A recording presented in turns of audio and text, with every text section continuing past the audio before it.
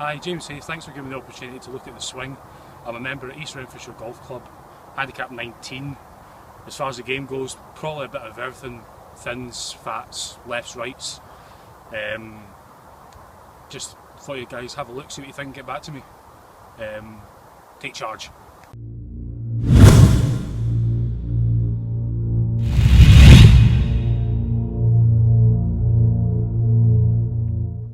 Okay, thanks there, James, for that nice intro. As you can see, we have James Hay from East Renfrewshire Golf Club, and it's his swing analysis today. Absolutely, congratulations, well done. So guys, if you want to have a chance to have your golf swing analysed by myself or Andy, go to the Facebook, Instagram and Twitter today, enter the competition using the hashtag MySwingAnalysis, and good luck.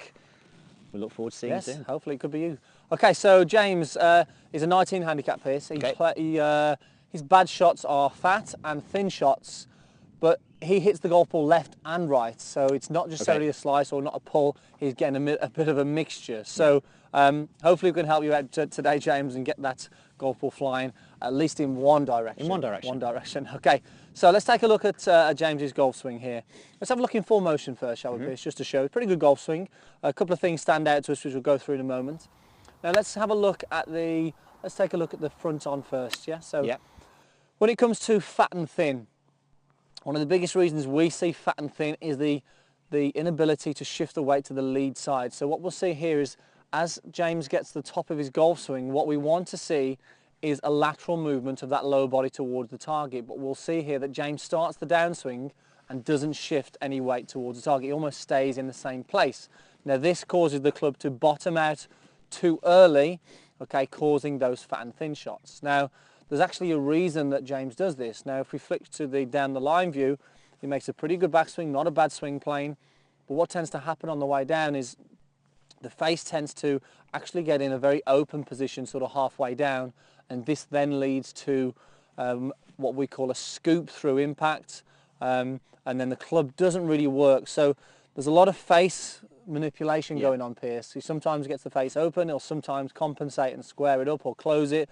This is where the left and right shots coming from. So we need to give you a couple of fixes. We need to sort the face out, and then we also need to sort the hanging back out, don't we? Absolutely. The first thing is the face, Pierce, though, isn't it? So we need to really look at creating a more consistent face through impact, which in turn will help you shift that weight and move that weight to the lead side. Without doubt, without doubt. And I think that the one thing that we need to do, the image isn't the clearest, but the grip looks like it could do with a little bit of work. So what we've done is, if you can actually click into this video box here and actually go and have a look at your grip and make sure that you're ticking all the boxes that we have there.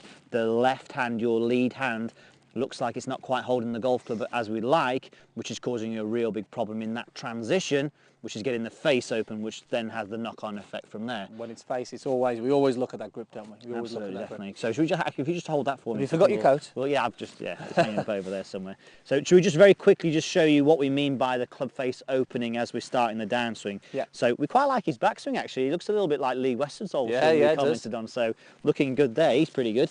So as you start the downswing, we can see that the club face starts to, it's in an open position. Okay, I wouldn't say it starts to open, but it actually does look as though it starts to open out. The face is actually in an open position. Now, as soon as you're in this position, if we said to you, you could do everything else perfect from here, you just hit the ball miles to the right. So if everything else was good in your swing, your transition, you shifted your weight, like Andy said, and got through the ball, you'd actually feel that the club face, you'd actually leave the club face pointing out to the right. So everything you then do in the rest of your downswing is to square that club face up, and that's what's causing the other swing faults. So it's really important that, number one, we go with a grip first, make sure your grip is good, and then we tackle this problem. Definitely, and we always see that hanging back, or it always it's always almost always due to that face, isn't it? That face really is the overriding key that's stopping everything else from sequencing on the right place. Absolutely. Okay, so Pierce has brought his coat hanger along with him today. He has brought this for a reason. So Pierce, let's explain what you've got that for me. Bought it with me, stole it out of the clubhouse here at the Asprey. Either way, it works. Right, okay, so it doesn't matter what kind of coat hanger, as long as it has got this sort of thing to hang your trousers on, I suppose. So what we're going to get you to do is just hold on to it, so that the middle of the coat hanger there, you can see, is at the back of the left wrist. So making sure that I'm really working hard at getting the left hand in the fingers more. Now you'll see that this is probably the problem that you've actually got when you go to hold onto the coat hanger, the problem with the grip that you've got. Now from there, what I'm going to get you to do is that as you start swinging down, it's a little bit tricky to start with, we need you to make sure that the coat hanger is being pressed into the wrist, okay? So if I were to do that, I'll show you what effect that has in a moment on the club face. If you can imagine, by pushing that and putting pressure in the back of the coat hanger into the back of the wrist, it's making sure that the club face is going to be in a stronger position. So maybe if the face was open, we'd be getting this sort of position here where the coat hanger comes away from the wrist and it very much looks like this through the ball. Yeah. What we're after is for you to have lots of rehearsals. You can do this at home, you can do this in the living room. Get that back of that coat hanger, put pressure into it. It's almost like it's not quite the same as a throttle on a motorbike, but you're actually sort of revving the coat hanger. So as you actually get down through impact there, you can see that it's still flat against the back of the left wrist. And then on through the ball, that would obviously look a lot better as you're going through a lot stronger position. So we're educating the hands in a slightly different way here, and what I love about this is a fantastic drill, because it really does help that club face sort of almost stay more consistent through the hitting area, Pierce, doesn't it? Like I said, there's none of this scooping effect through the shot. Without doubt, and the good thing about it as well, and another thing which is really good about the drill, is that you are putting the pressure to put that into there. The coat hanger is not holding anything in place, you're having to hold it in place. Now if you actually get one where the trouser hanger bit is a little bit thinner, maybe one of the plastic ones, don't have cheap coat hangers here at the Asprey, Andy, you can actually maybe hit shots doing that, so we actually do get people doing that. With that one there, it's a little bit too chunky.